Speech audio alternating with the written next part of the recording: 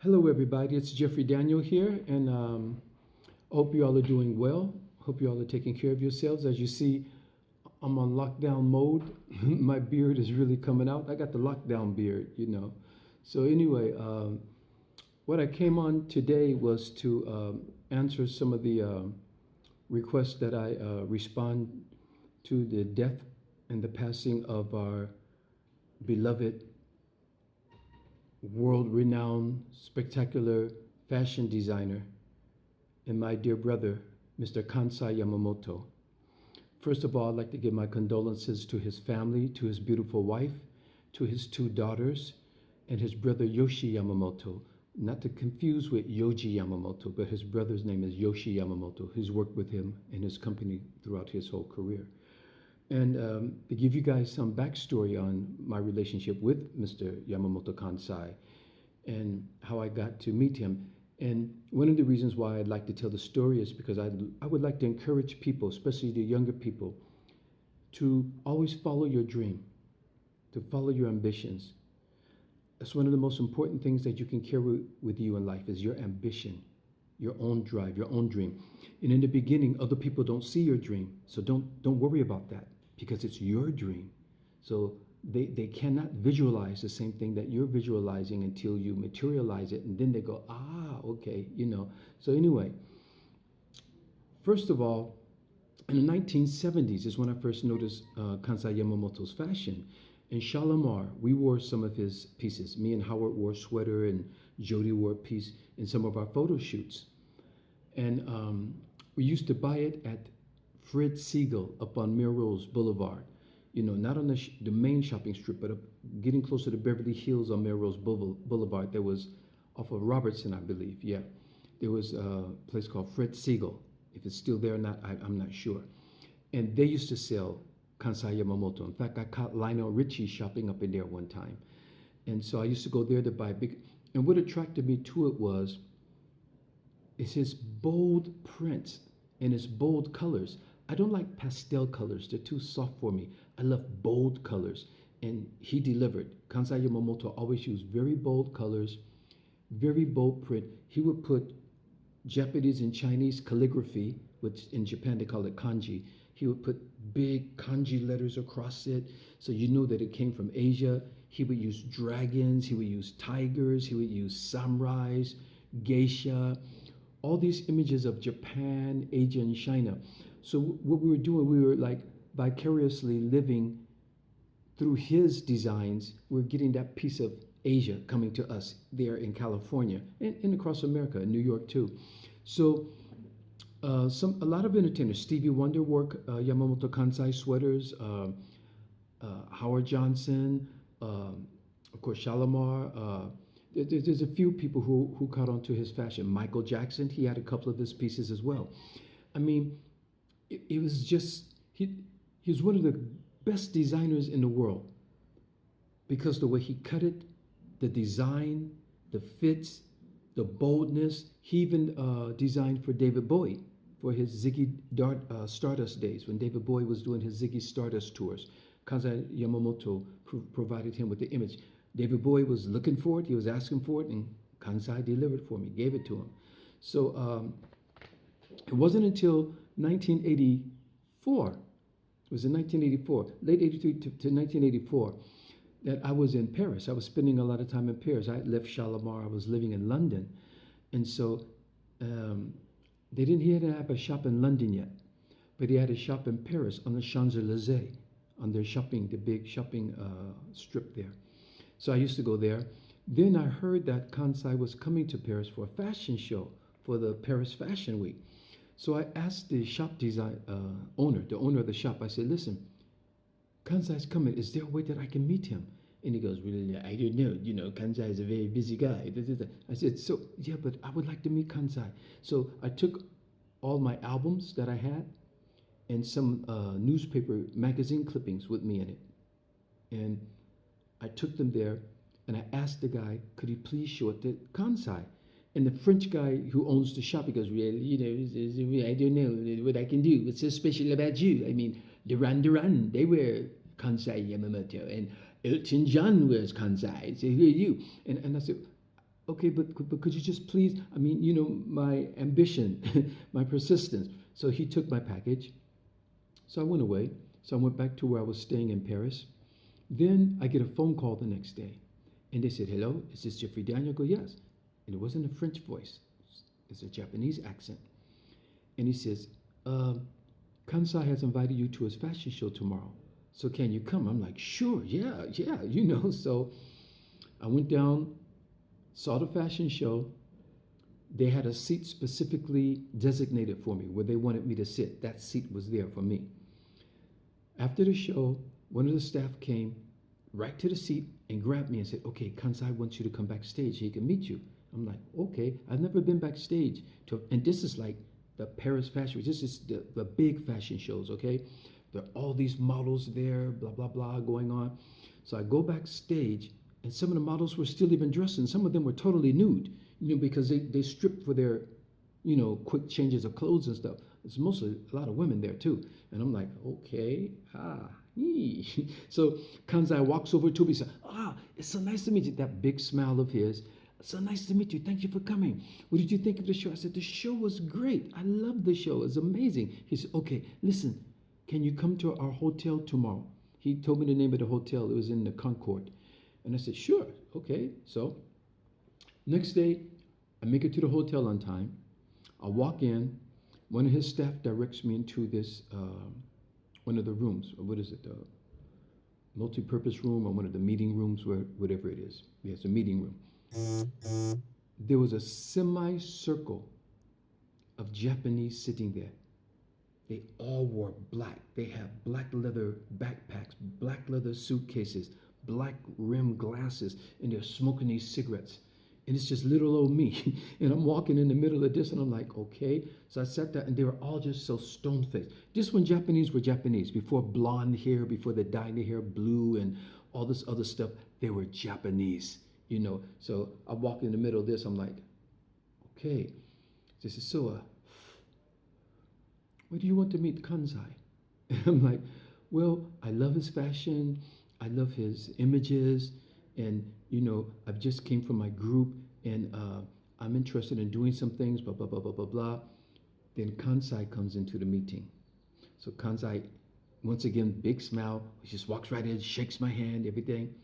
Within 15 minutes, Kansai has invited me to come to Tokyo to be in his TV special. It was an NHK TV special called Ginki Shugi, 1984. It was done at what was called the Korakuen Stadium, which is stadium, which is now the Tokyo Dome. And that's where Michael Jackson did his residency, at the Tokyo Dome. Michael Jackson played there for like a month or so, just at the Tokyo Dome. But it was before they put the dome over it. It used to be a baseball stadium. So it's called the Korakuen Stadium. And they have an amusement park there now too. So it's called the Korakuen Amusement Park, but now it's the Tokyo Dome. Okay, so anyway. So I'm like, wow, okay. So I get to Japan. He puts me up in a weekly mansion, which is it's an apartment, but you pay by the week, but it's an apartment. It's not a hotel. It's actually an apartment. It was in Hiro-o. So those of you who know Tokyo, I was in the Hiro-o area, not far from the French embassy and all these things going on. And I was there for like literally a month. So we're there rehearsing for his show. I'm going there every day. A car picks me up. I have a translator with me, and they pick me up. They bring me back home. Next day, pick me up, bring me back home. Kansai is this fiery person. I mean, he's in these rehearsals like, he does that in the middle of his fashion shows too.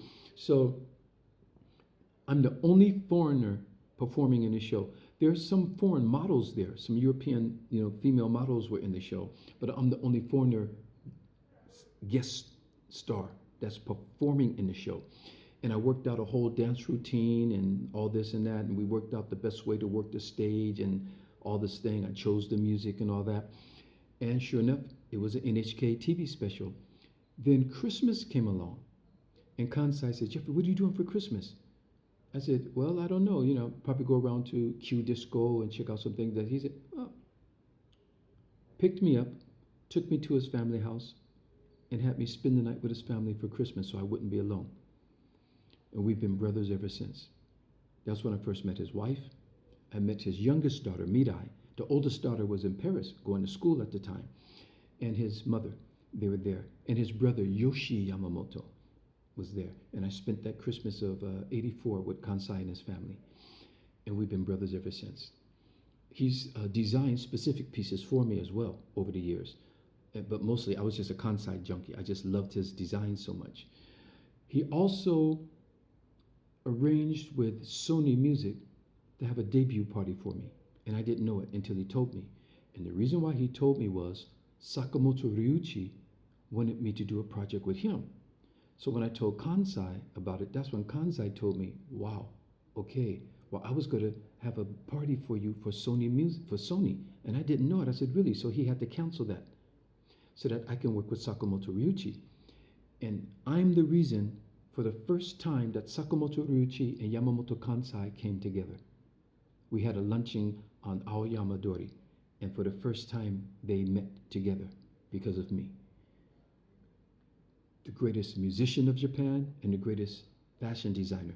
And coincidentally, Kansai Yamamoto got his start doing apprenticeship with Junko Koshino.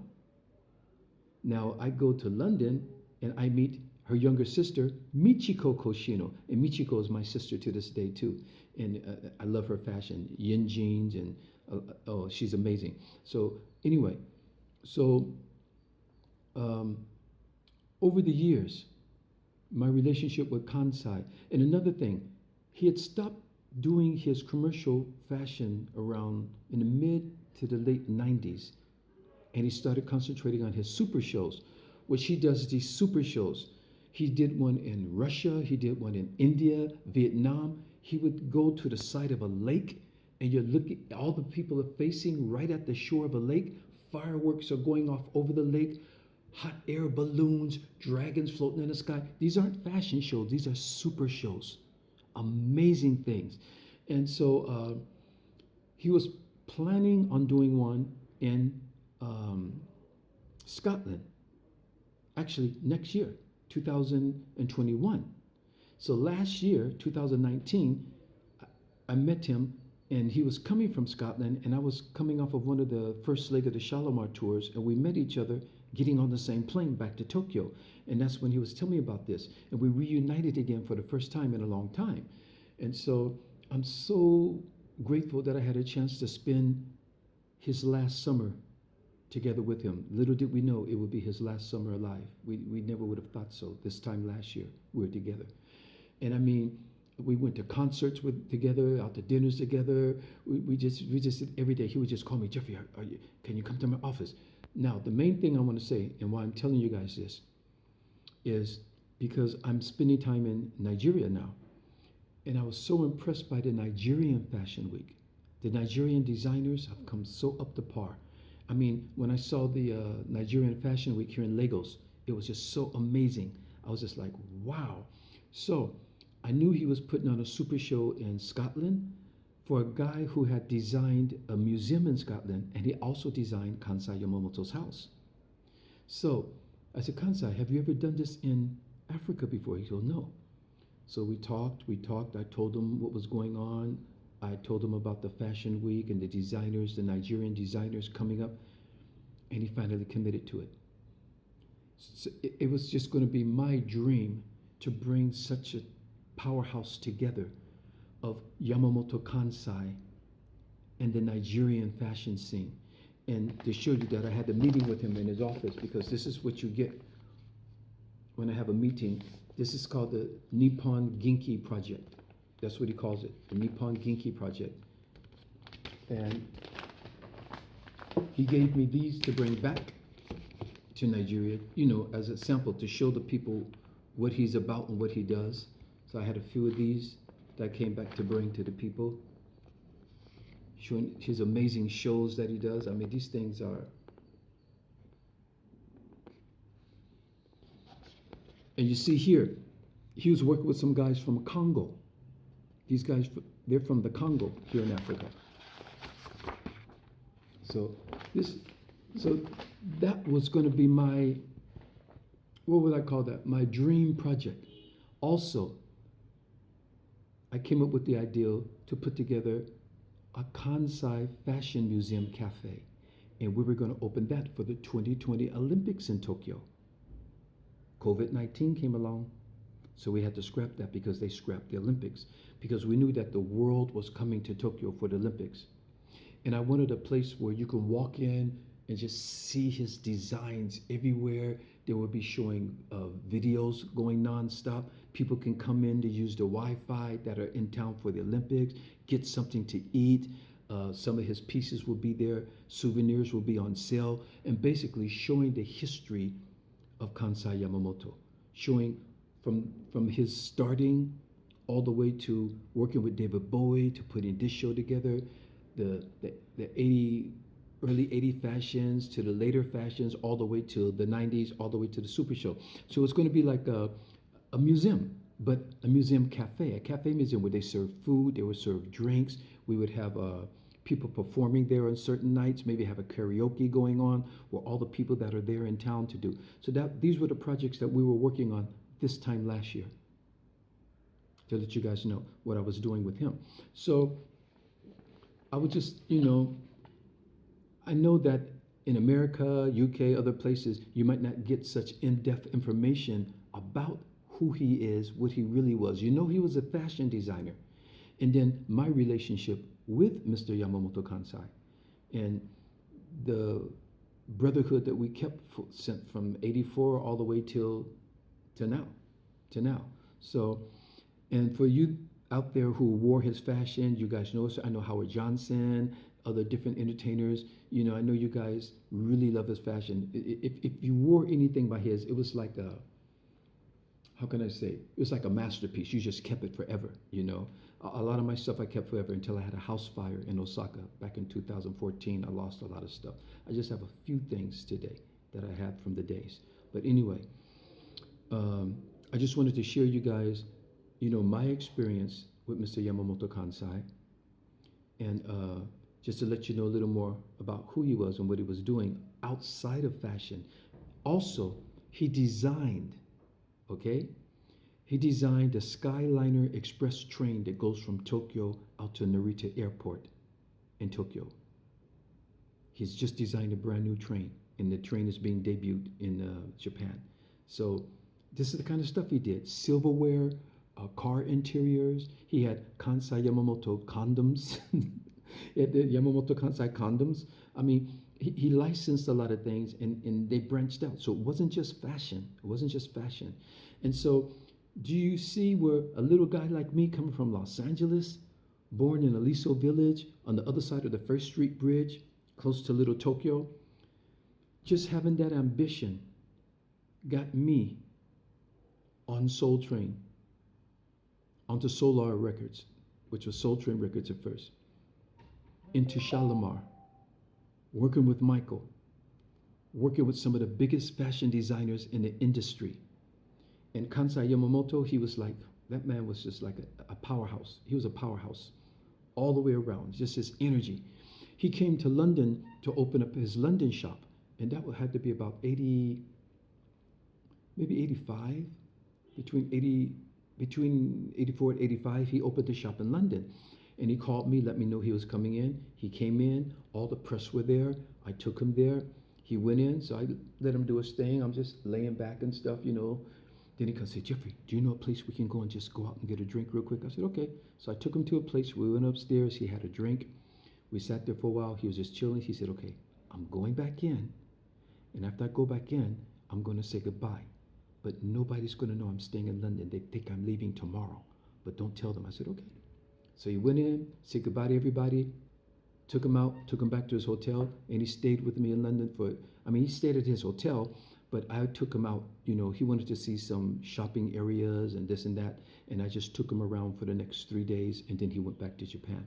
And that's just how close we were. And I'm really grateful, and I appreciate and humbled that he would just trust me like that and remain such a force in my life, beyond fashion, beyond the stages and that. Just someone to be in your life, to be that supportive, and just to be that such an enigma, and just to inspire you. I was truly inspired. He was like a mentor to me. I was so inspired by him, not just about the fashion design, how he executed things, how he created things, how he visualized things, you know? So I just wanted to share some of that with you and to give you guys the inside information about my relationship with Mr. Kansai Yamamoto. I hope you guys appreciate it. I hope you guys are being safe. I hope you and your loved ones are being taken care of. You guys continue to protect yourselves because this COVID-19 is still going on. You know, there's all the controversy about going back into schools or going back to work in that. I know the economy just can't stay stagnant forever. So things have to move. They have to. Otherwise, we're all just going to like, what? So, but still be careful, okay? I know the extremes about not wearing a mask are we need it, you know, okay, wear it when it's needed, wear it when you have to, when you're indoors, when you're among other people. Please protect yourselves and your loved one and protect others, okay? All the controversy about the vaccines and this and that going on, who's got the right medicine, which should you take, hydroxychloroquine, and all these things are going on. I mean, it's so crazy right now. The world is in a very crazy place. And I'm trying to hold myself together. I've lost some very dear people this year. And I know some of you have too. I know some of you have too, excuse me. So, you know, I want to pray for all those who have been lost this year. And we want to give our condolences to all of Yamamoto Kansai's fans, his staff, his family members, and all those who knew and loved him. Thank you very much, you guys. And please stay safe. And as I always say, make love great again. Thank you.